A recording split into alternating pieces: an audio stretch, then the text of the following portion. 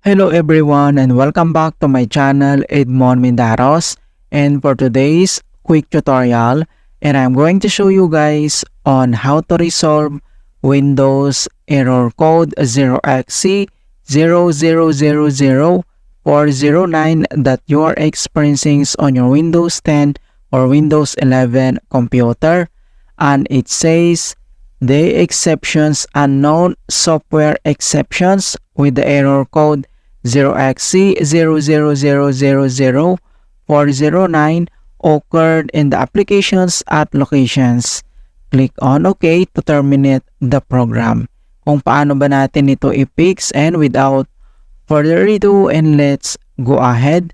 So all you have to do is to open up on the search menu.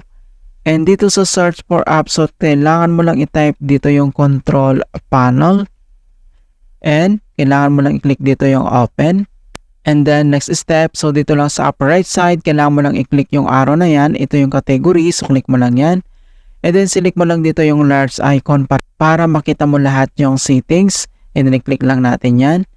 At next step, so kailangan lang natin i-select dito yung programs and features. So click mo lang yan.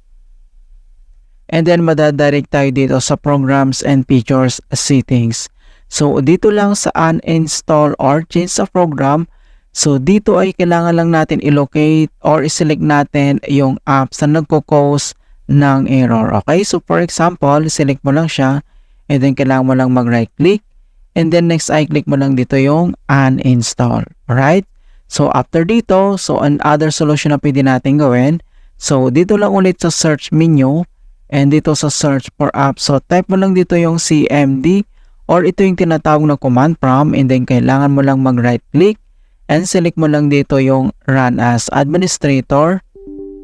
If you receive user account control, and then i-click mo lang dito yung yes. And dito sa administrator command prompt ay kailangan lang natin i-enter yung command keyword na sfc /scan now. So in all small letter lahat, and then yung /scan now ay one word yan, and then press mo lang yung enter. At makikita mo na dito na beginning system scan. This process will take some time. Beginning verification space of system scan. So dito ay kailangan lang natin na hintayin ulit na makomplete yung verifications into 100%. And finally, makikita mo na dito na verifications 100% complete. And next step, so close lang natin tong CMD.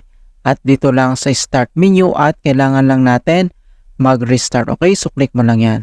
Alright, so ganun lang po kasimple on how to fix Windows error code 0xC0000409 exceptions unknown software in Windows 11. And please don't forget to like this video and subscribe to my channel for more quality content. Thank you guys, and see you in my next tutorial.